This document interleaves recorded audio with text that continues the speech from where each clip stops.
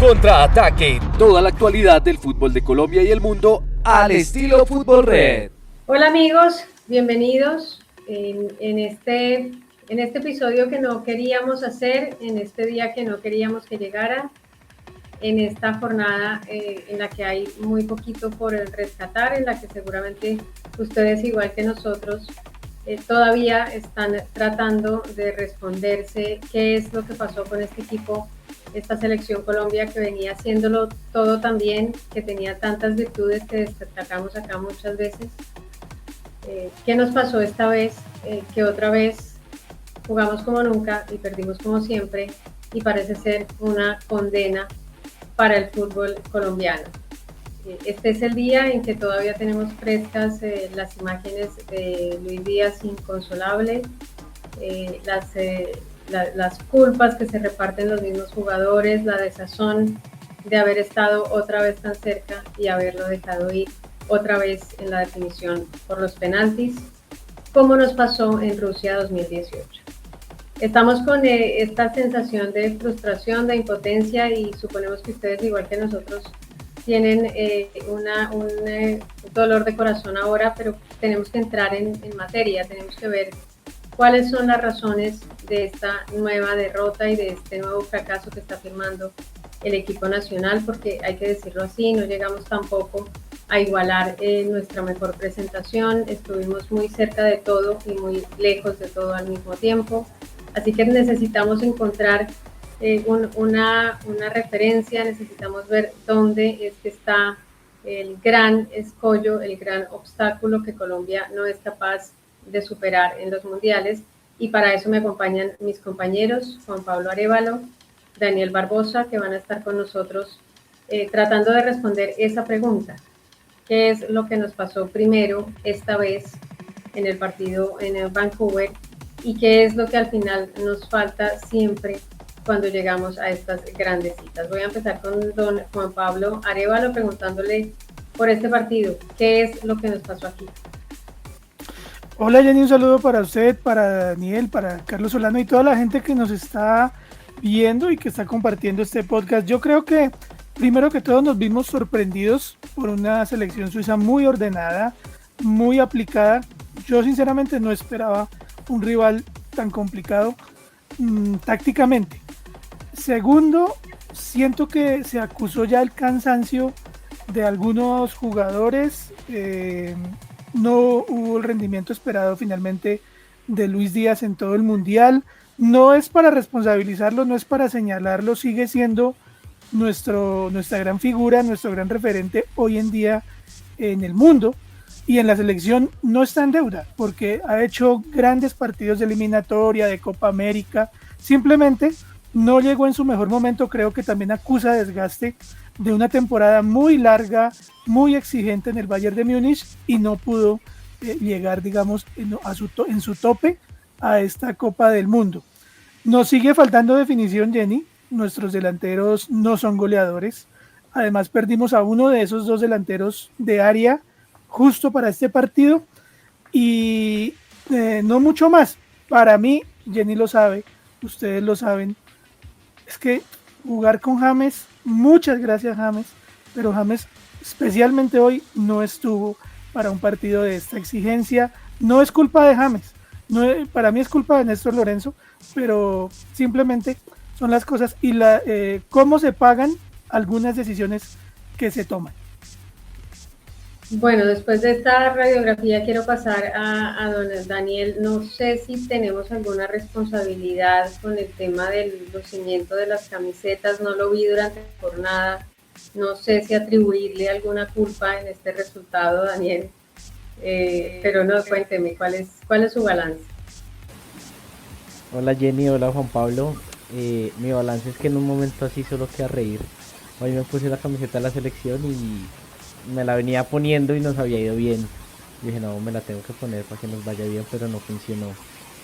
Triste, realmente triste, porque cuesta, y a la selección Colombia le cuesta mucho en los momentos decisivos y en los momentos importantes, y en especial cuando se definen partidos en tandas de penales. Hoy fue muy triste despedirse del mundial de esta manera, porque Colombia es una selección que venía haciendo las cosas bien y creo que a nivel general a Colombia la dan como favorita para competir hasta el último partido y quedarse con una selección que no es de primer nivel, porque realmente Suiza es una selección de segundo nivel en Europa. Es muy triste y es desolador. El partido fue muy cerrado, realmente por ambos lados hubo pocas llegadas a gol, los arqueros se lucieron, pero creo que siempre le queda haciendo falta a Colombia esos 5 centavos para el peso. Y nada, John Arias lo dijo al final del partido y es: vamos a mejorar para el próximo mundial, en 4 años trabajar aquello que nos hace falta. No saben bien los jugadores, tampoco lo sabemos muy bien nosotros, qué es lo que le sigue haciendo falta a Colombia. Quizás esa jerarquía, ese carácter en los momentos importantes, pero lo realmente cierto es que Colombia se despide antes de lo que muchos creímos, porque me incluyo en eso, estaba muy ilusionado, pero se termina despidiendo en unos octavos de final, y no sé si de manera merecida o no, porque creo que Suiza es un gran equipo, pero sí con ese sinsabor de que Colombia pudo llegar un poquito más lejos. Sí, efectivamente tenemos todos esta, ¿qué será? La encrucijada en el alma de no querer señalar a algunas figuras directamente, digamos, no personalizar en algunos jugadores este golpe, pero la necesidad de reconocer que es verdad que ya en términos generales, no solamente en este partido, sino que hay que decir que nuestro buque insignia, que es Luis Díaz, pues no estuvo en el momento en el que más se necesitó, que fue en estos octavos. No tuvo prácticamente ocasiones claras, en otros partidos tuvo ocasiones muy concretas, sacó figura a los arqueros. Esta vez, cuando más se necesita, la figura no está, y me explico de alguna manera la forma como lloraba al final del partido, precisamente por eso, porque probablemente él es el primero que sabe que no estuvo en el reto en el que era más necesario. En el caso de James, efectivamente es un jugador que se ha probado y nos ha probado a todos que nadie llega a tope a una competencia que es la más exigente del mundo, con una docena de partidos en las piernas y con una inactividad y una rotunda falta de competencia que siempre lo dejó muy por debajo del nivel de sus compañeros, no digamos ya del nivel de los otros rivales, que ya era una brecha demasiado grande, pero siempre estuvo por debajo del nivel de sus compañeros, y eso fue dar una ventaja durante el Mundial. Estuvimos todos esperando a presenciar el milagro que ya habíamos presenciado en el 2024, cuando lo vimos resurgir de sus cenizas, y pensamos que teníamos derecho a volver a presenciar ese tipo de apariciones. No fue así. Esta vez no tuvo suerte él, y como bien decía Juan Pablo, tampoco es su responsabilidad, porque quien lo convoca, quien lo pone titular en cada uno de los partidos, pues es el que al final tendría que dar las explicaciones en el caso del 10. Ahora, que no jugara James significa que hubiéramos tenido mejor resultado con Juan Fernando Quintero. Verdaderamente creo que no. Creo que hemos visto muchas veces a Juan Fernando que le queda grande el saco que se pone este señor que estamos viendo en cancha, que tiene un tanquecito para una media hora, y que siempre cuando da resultados, cuando llega para rematar partidos.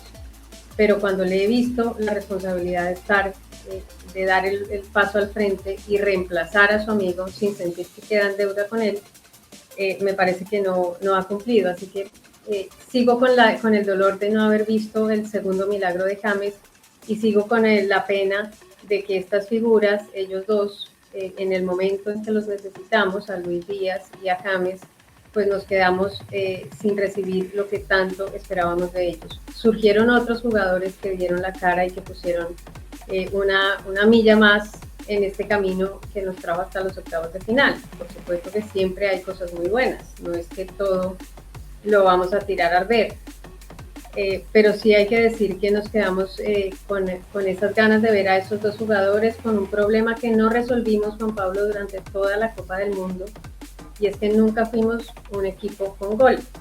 No digamos que tiene que pasar el gol por los 9, que en teoría sí, pero supongamos que no. Supongamos que somos un equipo tan rico en la generación que tenemos muchos buenos finalizadores y no dependemos de 9. Pero ni en esa faceta, ni en la faceta de tener un goleador, nos quedamos en el punto de cómo resolvemos un partido si no tenemos quien la meta. Esa culpa del gol, o esa responsabilidad más bien del gol, es de quién en esta selección eliminada.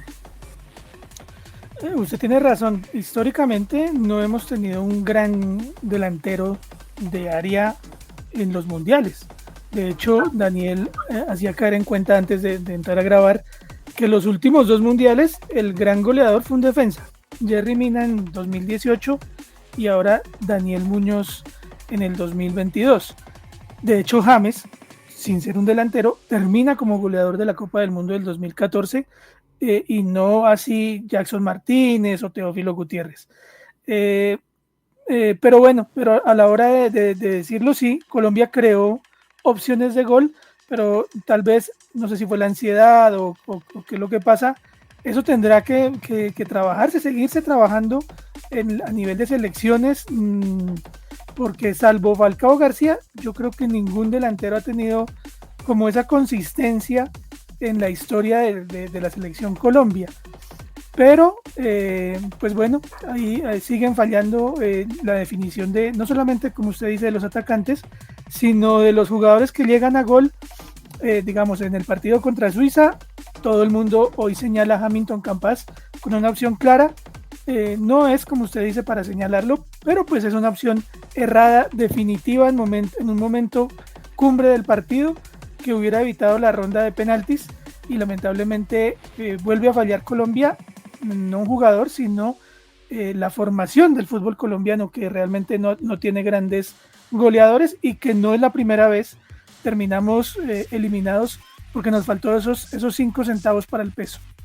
Daniel, y que era quien estaba más atento a las declaraciones de Falcao, él que ahora oficia como panelista, decía Falcao que al final este es un problema muy, digamos, que cubre muchos ámbitos, que cubre los clubes, que cubre las propias selecciones, y tiene palabras muy fuertes hacia los responsables del fútbol colombiano, ¿no? Según la crítica que él hace, y él que lleva ya un tiempo compitiendo en el fútbol colombiano, pues sabe exactamente de lo que habla, ¿verdad? Sí, hay varios temas que tocó Falcao muy interesantes, pero él señaló directamente hacia la organización del fútbol colombiano y a crear equipos mediocres y vagos. ¿A qué se refiere él? El fútbol colombiano es uno de los pocos fútbol en el mundo que no tienen una tercera división, no hay una tercera categoría, y esto es una gran crítica porque los equipos de la segunda división no se preparan, no se arman con jugadores, además dice, le pagan muy poco a los futbolistas, y si salen de últimos, a la final no va a pasar absolutamente nada. ¿Cómo es posible que no haya una tercera categoría que además permitiría que jugadores de 20, 21 años que no han encontrado quizás una estabilidad en equipos, ya sea de segunda o de primera división, puedan tener un lugar? Recordemos el caso de Daniel Muñoz. Daniel Muñoz termina debutando a los 20, 21 años, una edad en la que ya es muy difícil llegar al fútbol profesional, y hoy en día es el mejor lateral que tenemos en todo el país. Quizás muchos jugadores de esa edad que no han encontrado aún la estabilidad en un equipo se terminan retirando, se terminan perdiendo.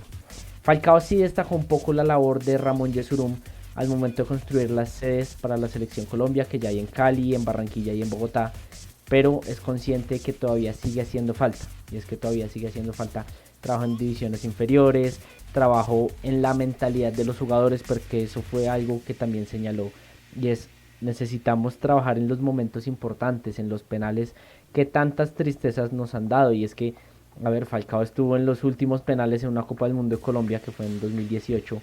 Él convirtió, pero desafortunadamente por los fallos de Mateus Uribe y también de Carlos Vaca, termina perdiéndose la posibilidad de clasificar a cuartos de final, algo muy parecido.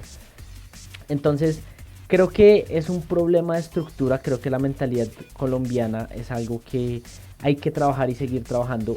También lo mencionaba John Arias, necesitamos un cambio interno importante, porque todos los jugadores en los clubes vienen de ganar títulos, pero se unen y sigue haciendo falta. Claro, la selección colombiana no es el mejor equipo del mundo, está muy lejos de serlo, pero sí está para llegar mucho más lejos, y que quizás la respuesta a qué pasó no está en el fútbol, no está en el cansancio, no está en los jugadores, en el hombre por hombre, sino está en la mentalidad, que quizás sigue haciendo falta esa mentalidad ganadora en la selección Colombia.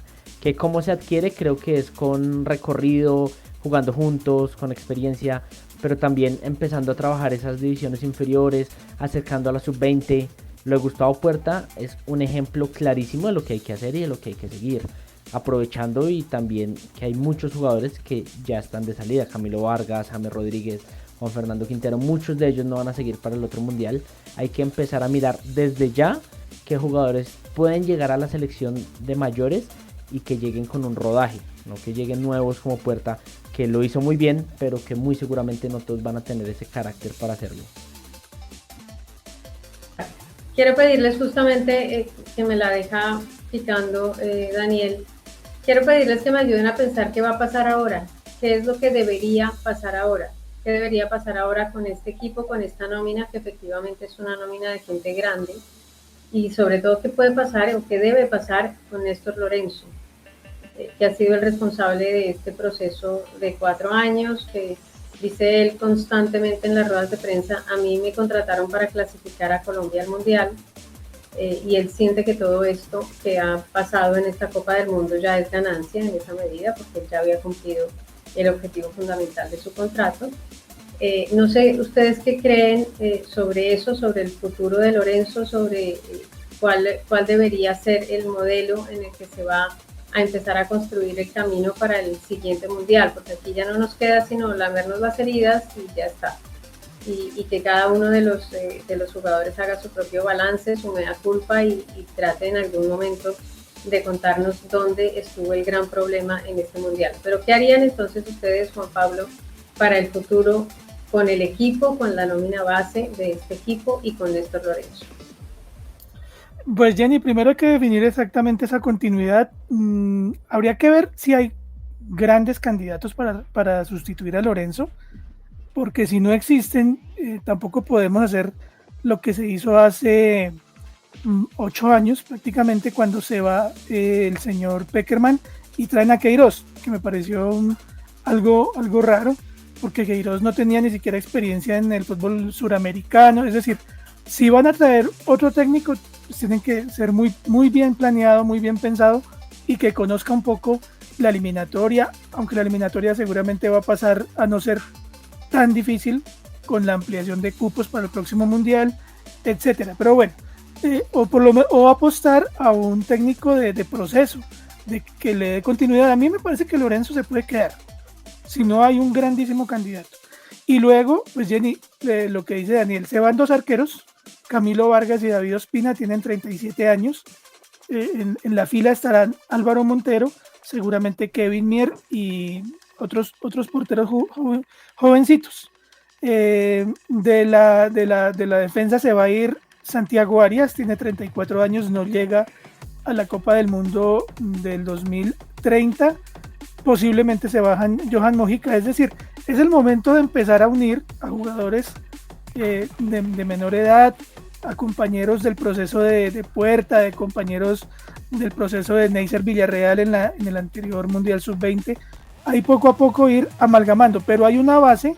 Este equipo no es en general tan viejo, pensando en el Mundial del 2030. Hay jugadores de 25 años, de 26 años, perdón la voz, que van a llegar sobre los 30-31 años, que es una buena edad para el Mundial dentro de 4 años. Entonces sí hay que ir ajustando y sí hay que seguir uniendo jugadores en este proceso.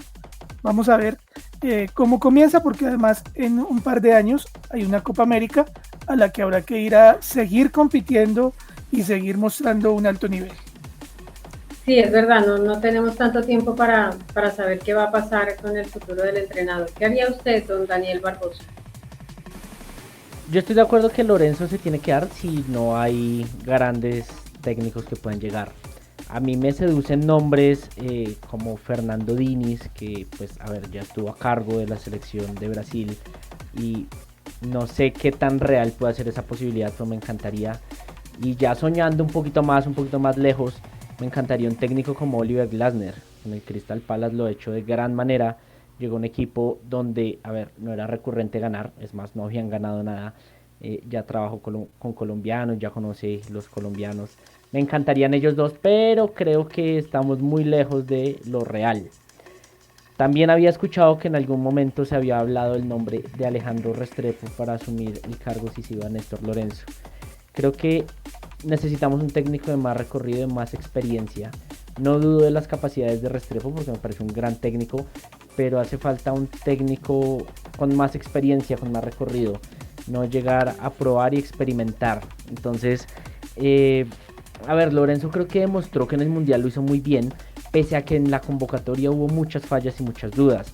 A mí me va a quedar sonando por mucho tiempo que solamente haya convocado 3 delanteros y pues estábamos abiertos a la posibilidad de que en el Mundial se lesionara uno, que fue lo que pasó con John Córdoba. Haber tenido otro más creo que hubiera podido ser de alguna manera solución, teniendo en cuenta que ni Luis Suárez ni el Cucho Hernández estaban consolidados en el proceso. Ahora, el manejo del grupo de él me parece espectacular. El ambiente de familia y de ilusión que logró crear es muy bueno, pero hay decisiones que siguen pesando, ¿no? Como esa convocatoria, como siempre sacar a John Arias cuando viene siendo el mejor de la mayoría de partidos. Quizás no tener un recambio para Luis Díaz. A ver, hay varias decisiones de Lorenzo que no convencen, pero pues en última, si la federación no va a traer a un técnico de mayor recorrido, pues quedémonos con Lorenzo. Bueno, yo felizmente difiero de esa opinión. Yo creo que después de esto el ciclo Lorenzo está cumplido. Me parece que tiene demasiadas lealtades, fidelidades que terminaron haciéndole daño al equipo durante la alta competencia. Creo que si queremos una incorporación de jugadores jóvenes y un recambio en el equipo, no es el entrenador para eso. Creo que aquí hay entrenadores que efectivamente merecerían una oportunidad. Entiendo la desconfianza de muchos, pero si yo tengo al tercero del mundo en la categoría sub-20 y es de aquí, no estoy candidatizándolo personalmente al técnico Torres, solamente quiero que ampliemos un poco la base y no pensemos que la única posibilidad es un técnico que haya dirigido 10 equipos y 5 selecciones. A Scaloni nunca le tocó un curso de esos, y es quien es. Es decir, habría alguna posibilidad y hay un margen ahora que tenemos 4 años de proceso para intentar mirar un poquito más allá de la punta de la nariz y tratar de ver qué tipo de fútbol es el que queremos para el futuro. Yo no daría por descartado a ninguno de los entrenadores que ha mencionado Daniel, pero me parece que tendríamos que empezar a pensar de otra manera en estas elecciones en las que termina costándonos siempre lo mismo sin importar ni la nacionalidad ni la experiencia del que se para en la raya. Esto que ya vivimos en Vancouver nos había pasado en Rusia 2018 con otro entrenador que en cambio sí tenía una gran espalda como José Pekerman y no terminamos de resolver el problema. Entonces creo que tendríamos que pensarlo bien y no tendríamos por qué amarrarnos a la continuidad de un entrenador que vemos que ha cometido algunos errores, todos de buena fe. No estoy diciendo que sea un mal entrenador ni mucho menos, pero me parece que la forma como ha llevado este equipo pues ha traído a unos jugadores y a una generación hasta el punto máximo donde podían llegar. De aquí en adelante deberíamos tratar de pensar en alternativas diferentes. Pero eso ya no lo vamos a resolver en esta charla, seguramente. En este punto pues empiezan las vacaciones para los jugadores, empieza la discusión sobre cuál es el futuro del equipo. Desde la ruina hay que reconocerlo y desde el dolor, porque eso es lo que nos ha quedado después de tremenda ilusión que teníamos los colombianos con este equipo que había hecho tan buenas presentaciones antes y que ahora se ha quedado en la mitad del camino. No hubo la final de Copa América soñada, la reedición de la Copa América la hubo solamente para uno de los protagonistas, que fue Argentina, pero nosotros nos quedamos en la mitad del camino otra vez. Y creo que ese favoritismo que estaba mencionando ahora Daniel sobre el equipo, todavía no terminamos de procesarlo, y es una lástima porque tenemos jugadores en equipos top del mundo y es un asunto que no hemos podido resolver. Lo dijo Menotti hace tantos años y en este punto todavía nos aplica, y es que nos pesa mucho cuando nos llaman favoritos. Esto entonces es lo que hemos querido contarles hasta ahora, pero vamos a estar muy profundamente entrando en la discusión de lo que pasa con el equipo para el futuro. Vamos a estar, por supuesto, en el debate de qué tendría que pasar y qué no. Vamos a estar en el debate de cuáles son los que quedaron en deuda después de este golpe, porque igual estoy segura, ustedes como nosotros todavía estamos en la tusa de la eliminación, así que vamos a tomarnos un tiempito para procesarla y vamos a encontrarnos muy pronto en este mismo espacio para seguir analizando lo que ha pasado y lo que pasará con el equipo nacional. Así que para ustedes, queridos compañeros, muchísimas gracias por sus aportes en esta charla. Para Carlos Solano también mil gracias por su apoyo en la parte técnica, y para ustedes, gracias por su paciencia, gracias por su tiempo.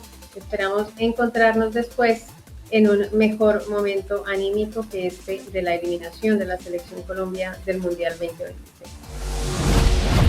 Contraataque, toda la actualidad del fútbol de Colombia y el mundo al estilo Fútbol Red.